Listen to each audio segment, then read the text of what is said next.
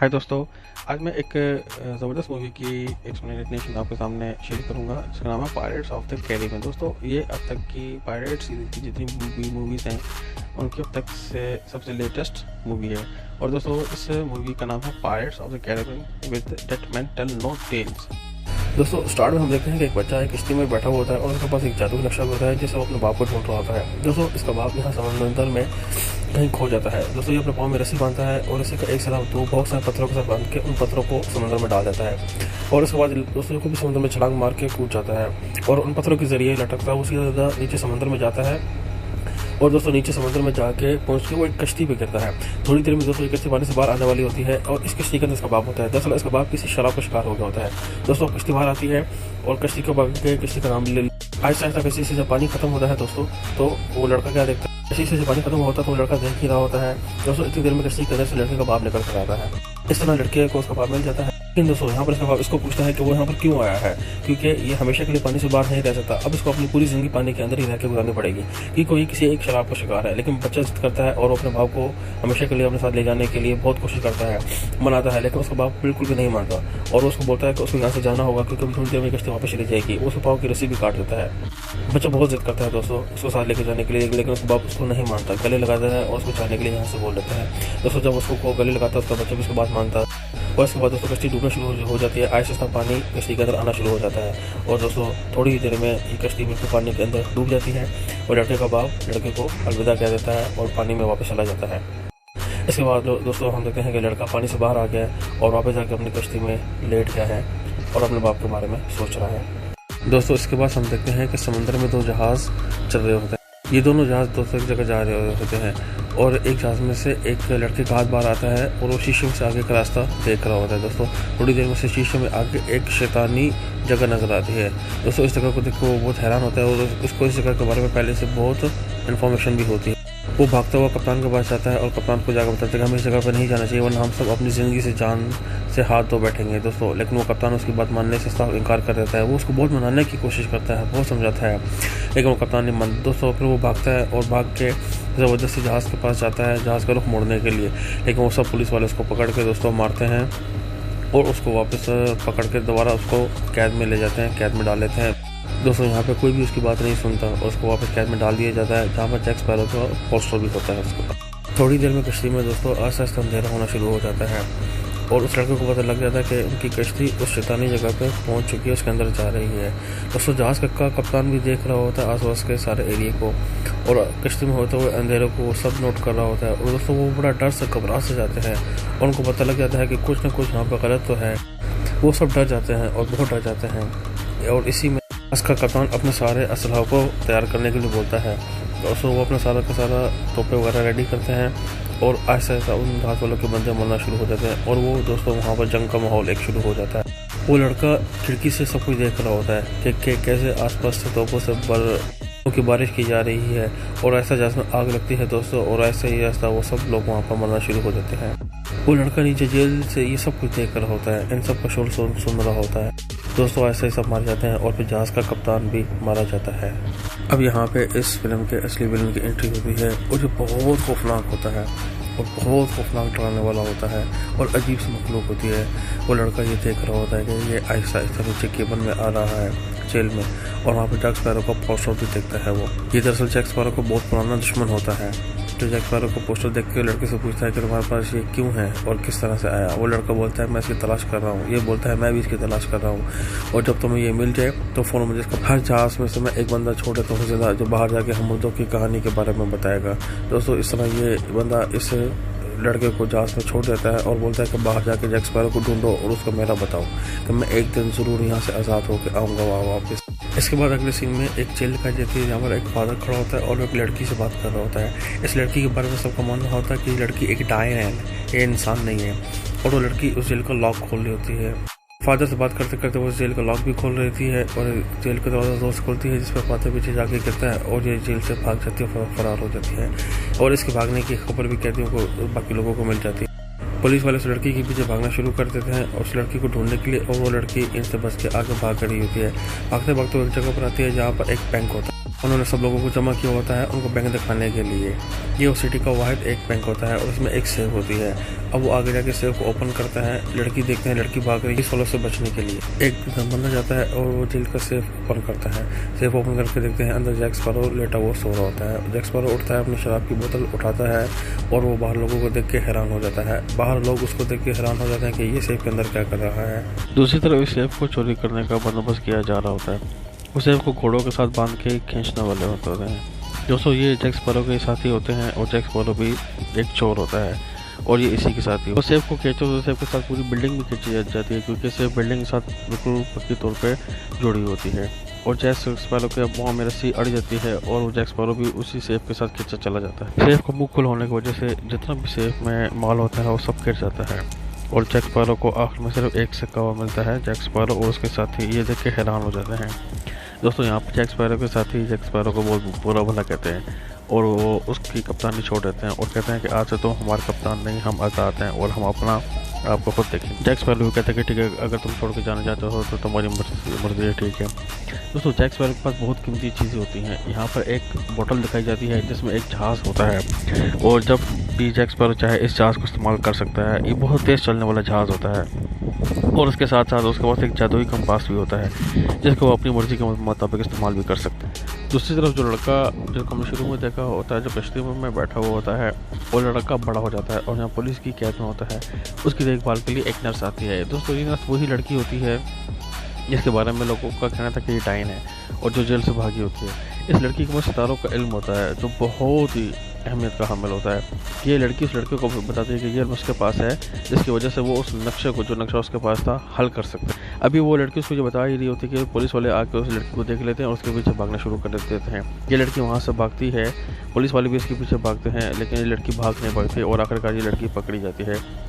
दोस्तों पुलिस वाले जब उसको पकड़ के जाते हैं, बैठ पे देखते हैं वो लड़का वहाँ से गायब होता है और वो लड़का भाग गया। जैक स्पैरो जो बिल्कुल अकेला होता है, उसको शराब की बहुत सख्त आदत होती है और वो शराब पीने के लिए जो कंपास उसके पास जादुई कंपास था वो उसको दे देता है। दोस्तों इस कंपास के बदले शराब लेता है लेकिन इस कंपास में एक राज छुपा होता है। ये कंपास अगर जैक स्पैरो अपने आप से दूर करेगा तो वो जो शैतानी समंदरी थे, लुटेरे थे, ठीक है, जिन्होंने शुरू में बंदों को भी मारा होता है, वो आज़ाद हो जाएंगे। जब तक ये कंपास जैक स्पैरो के पास रहेगा वो आज़ाद नहीं हो सकते थे। जैसे जैक स्पैरो ये कंपास उसको देता है वो आज़ाद हो जाता है। उनको समुद्री मुर्दा कहा जाता है दोस्तों। और जैक स्पैरो को पुलिस अरेस्ट कर लेती है। जैक स्पैरो को जब पुलिस अरेस्ट करती है तो वो लड़का जिसके पास जिस जादू नक्शा होता है वो इन पुलिस वालों को, जैक स्पैरो को देख लेता है और जैक स्पैरो को वो भी ढूंढ रहा होता है। जब जैक स्पैरो कैद में होता है तो वो लड़का जैक स्पैरो के पास आता है और आके जैक स्पैरो को उन समुद्री मुर्दों के बारे में बताता है कि वो समुद्री मुर्दे वो आज़ाद होकर जैक स्पैरो को मार डालेंगे और वो जैक स्पैरो को ही ढूंढ रहे हैं। जैक स्पैरो पहले तो उनकी बात मानता नहीं है। जैक स्पैरो की तरह एक और बंदा भी होता है जो समुद्री डाकू होता है। जब उसको उसके लोग आके खबर दे देते हैं कि शैतानी जो मुर्दे थे वो आज़ाद हो चुके हैं समंदर में, तो वो दोस्तों सीधा एक डाइन के पास आता है जो पुलिस की कैद में होती है। उस डाइन के पास जाके पूछता है कि समुद्री मुर्दे जो आज़ाद हुए हैं इनका मकसद क्या है। वो डाइन उसको बताती है कि इन समुद्री मुर्दों के आज़ाद होने का सिर्फ एक मकसद है कि ये जैक स्पैरो को मारना चाहते हैं और उसे अपना बदला लेना चाहते हैं। किस चीज़ का बदला है ये आपको आगे चल के पता लगेगा। अब जैक स्पैरो को जो पुलिस ने अरेस्ट किया होता है वो उसको फांसी देने वाली होती है और साथ ही वो लड़की जिसको उन्होंने पकड़ लिया होता है उसको भी वो सज़ा मौत देने वाले होते हैं।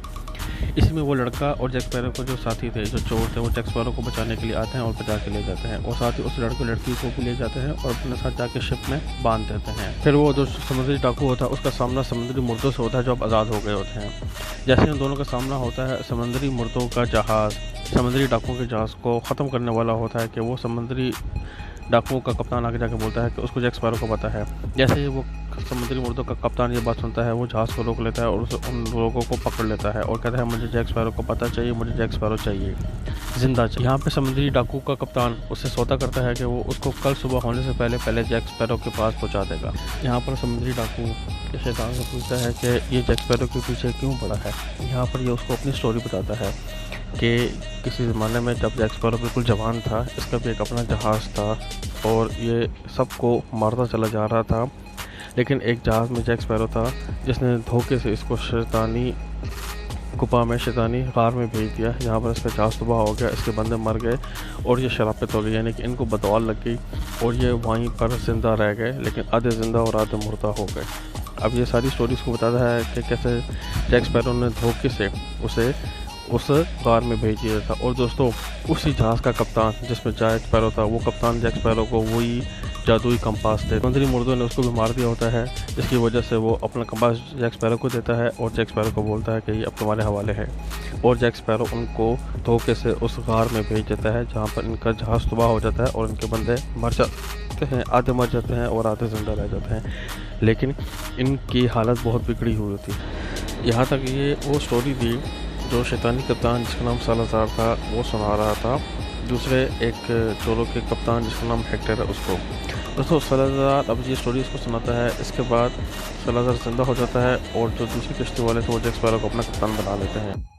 इसके बाद कैप्टन हेक्टर, जिसको सालाज़ार शैतानी कैप्टन ने एक सुबह तक का वक्त दिया था कि सुबह तक मुझको जैक स्पैरो चाहिए वरना मैं तुमको मार दूंगा, अब सुबह तक उसका वक्त ख़त्म हो जाता है और ये कैप्टन हेक्टर सालाज़ार को जैक स्पैरो की कश्ती दिखा देता है। दोस्तों, जैक स्पैरो की कश्ती वाले शैतानी कप्तान की कश्ती को देखते हैं और समझ जाते हैं कि वो लोग जैक स्पैरो के पीछे हैं और वो जैक स्पैरो को, उस लड़की को और वो जो लड़का होता है उसको, इन तीनों को उठा के समंदर में एक छोटी सी कश्ती में छोड़ देते हैं कि वो शैतानी कप्तान हल्लादार जब आएगा तो इन लोगों को मारेगा और उन बाकी कश्ती वालों को कुछ नहीं कहेगा। अब ये तीनों कश्ती में सफ़र कर रहे होते हैं और यहाँ पर इन सबको पता होता है कि शैतानी सालाज़ार भी इनके पीछे हैं।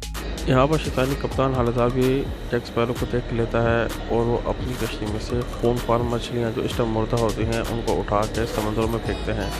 दोस्तों, यहाँ पे ये लड़की जानती है कि कैप्टन सालाज़ार जैक स्पैरो को मारने के लिए ज़रूर आएगा, इसलिए वो समुद्र में कूद जाती है और कहती है कि वो तैर के किनारे पर जाएगी। दूसरी तरफ जैसे ही वो मुर्दा मछलियों को पानी में फेंकते हैं वो ज़िंदा हो जाती हैं और सीधे जैक स्पैरो की तरफ बढ़ना शुरू कर देती हैं। जितनी भी मछली होती हैं सारी जैक स्पैरो की तरफ आती हैं, उसकी कश्ती की तरफ आती हैं। यहाँ पे वो लड़का भी समुद्र में छलांग मारने वाला होता है, लेकिन एक मछली समुद्र से निकल के लड़के पे हमला करती है।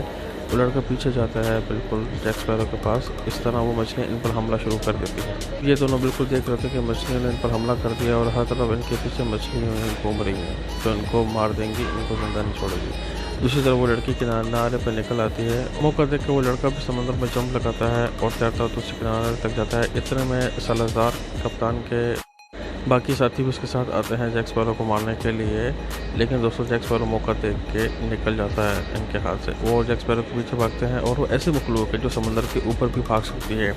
दोस्तों, ये मखलूक समंदर के ऊपर तो रह सकती है पानी के ऊपर, लेकिन ये लोग ज़मीन पर कदम नहीं रख सकते। जैक स्पैरो मौका देख के भाग निकलता है और उस लड़के को लेकर दोनों जब किनारे पर आ जाते हैं, वहीं पर दूसरी तरफ ये कैप्टन सालाज़ार और इसके बाकी लोग भी इनके पीछे आते हैं। लेकिन दोस्तों, ये तीनों अब खुशकी पर होते हैं, जैक स्पैरो, वो लड़की और लड़का। लेकिन ये कप्तान वाले ये समुद्र से आगे नहीं आ सकते, इसलिए ये पानी पर खड़े होते हैं और जैक स्पैरो को देख। इसके बाद वो लड़की, लड़का और जैक स्पैरो जंगल की तरफ भागते हैं, लेकिन यहाँ पर जंगल में वो लड़की कैद हो जाती है और उसके बाद ये दोनों जैक स्पैरो और वो लड़का ये भी कैद हो जाते हैं और ऊपर जाके एक जाल में लटक जाते हैं। जैक स्पैरो को कुछ पुराने दुश्मन होते हैं जो जैक स्पैरो को काबू करना चाहते हैं और जैक स्पैरो की ज़बरदस्ती शादी करवाना चाहते हैं। यहाँ पर इन लोगों ने जैक स्पैरो को बांध दिया है और उसको बोलते हैं कि जब तक इस लड़की से शादी नहीं करेगा वो लोग इसकी जान नहीं छोड़े। इतने में वहाँ पे कैप्टन हेक्टर भी आ जाता है जो जैक स्पैरो को लेने के लिए बोलता है कि तुम्हारे पास जो जहाज़ बोतल में कैद है, हम इस जहाज़ पे सफ़र करेंगे। दोस्तों, वो इस जहाज़ को बोतल से बाहर निकालते हैं, लेकिन वो जहाज़ बड़ा नहीं होता। इतने में कैप्टन हेक्टर आता है, जहाज़ जैक स्पैरो से लेकर पानी में फेंक देता है और कहता है कि इसको पानी की ज़रूरत है। समंदर में देखते देखते वो जहाज़ बिल्कुल बड़ा जहाज़ एक असली जहाज़ की तरह बन जाता है और वो लोग उस पर सवार हो जाते हैं सफ़र कर। यहाँ कैप्टन हेक्टर बोलता है कि ये जहाज़ से लड़की चलेगी, क्योंकि इसको, लड़की को सितारों का बहुत अच्छा इल्म होता है, लिहाजा वो कैप्टन बोलता है कि ये जहाज़ से लड़की चलाएगी। लेकिन दोस्तों, इसी में इस कैप्टन हेक्टर को ये पता लगता है कि ये लड़की दरअसल उसकी अपनी ही बेटी है, क्योंकि कैप्टन हेक्टर के पास एक किताब होती है, जो किताब उसने अपनी बीवी यानी इस लड़की की माँ को दी होती है और वो किताब इस लड़की के पास होती है और इस लड़की को ये किताब इसकी माँ से मिली होती है। इस किताब को देख के कैप्टन हेक्टर को पता लग जाता है कि ये उसी की बेटी है। इसके बाद कैप्टन सालाज़ार भी इन तक पहुँच जाता है और वो सब इनकी कश्ती पर हमला करते हैं और कैप्टन सालाज़ार जैक स्पैरो पर हमला कर देता है। यहाँ पर इन दोनों दोनों के दरमियान फाइट होती है और जैक स्पैरो इससे बच कर निकलने की कोशिश करता है, लेकिन कैप्टन सलाज़ार उस पर एक के बाद एक वार करना शुरू कर देता है। जैसा कि मैंने आपको पहले बताया था कि इनकी कश्ती या ये लोग रेत पर नहीं चल सकते, इन लोगों को पानी पर ही रहना है, लेकिन कुछ देर में इनका जहाज़ खुश्की पर जाने वाला होता है, जिसकी वजह से ये लोग फ़ौरन उस कश्ती से कूदते हैं, अपनी कश्ती पर जाते हैं छलांग लगा के और अपनी कश्ती को पानी पर ही रखने की कोशिश करते हैं। जब कैप्टन सलाज़ार वहाँ से अपनी कश्ती पर छलांग लगा के जा रहा होता है तब वो उस लड़के को भी अपने साथ ही। अब वो लड़की जो जहाज़ चला रही होती है उसको थोड़ी देर में एक बहुत ख़ास जगह नज़र आती है। ये एक ख़ास जगह होती है, यहाँ पर अगर 7 ये लाल रंग के पत्थर, लाल रंग के हीरे रख दिए जाए तो यहाँ पर एक ख़ास रास्ता खुल जाता है, जिस रास्ते पे इन लोगों को त्रिशूल मिलेगा। अब जैसे वो ये 7वां सितारा, 7वां पत्थर भी इस रास्ते पे लगाते हैं दोस्तों, समुद्र में एक रास्ता खुलना शुरू हो जाता है और इसी रास्ते के अंदर इन लोगों को त्रिशूल भी मिल जाता है, त्रिशूल भी नजर आता है। इसी वक्त वो कैप्टन सलाज़ार का जहाज़ भी वहाँ पर आ जाता है और उन लोगों को पता लग जाता है कि समुद्री त्रिशूल का रास्ता खुल चुका है और ये लोग वहाँ पर जाने की कोशिश करते हैं। अब वहाँ इन लोगों को त्रिशूल नजर आता है, ये बहुत खास किस्म का त्रिशूल होता है। कैप्टन सलाज़ार उस लड़के के जिस्म में आ जाता है, जिसके बाद वो जैक स्पैरो पर हमला करता है और उसे लड़ाना शुरू कर देता है, लेकिन यहाँ पर जैक स्पैरो इस लड़के को कोई नुकसान पहुंचाएगा तो कैप्टन सलाज़ार को नहीं बल्कि इसी लड़के को नुकसान पहुंचेगा। इसके बाद कैप्टन सलाज़ार जैसे ही बाहर आता है उसके हाथ में त्रिशूल आ जाता है। ये वही त्रिशूल है दोस्तों जो मैं कह रहा था कि एक खास किस्म का त्रिशूल है और इस त्रिशूल के टूटने से हर किस्म का शराब, समुद्री शराब भी टूट जाएगा। जैसे ही त्रिशूल कैप्टन सलाज़ार के हाथ में आता है वही लड़का जिसको कैप्टन सलाज़ार ने काबू किया होता है वो आके इस त्रिशूल को तोड़ देता है। इसके बाद सब कुछ ठीक हो जाता है, कैप्टन सलाज़ार भी अपनी असल ज़िंदगी में वापस आ जाता है और उस लड़के का बाप भी यहाँ पर वापस आ जाएगा। इसके टूटते साथ ही समंदर का रास्ता बंद होना शुरू हो जाता है।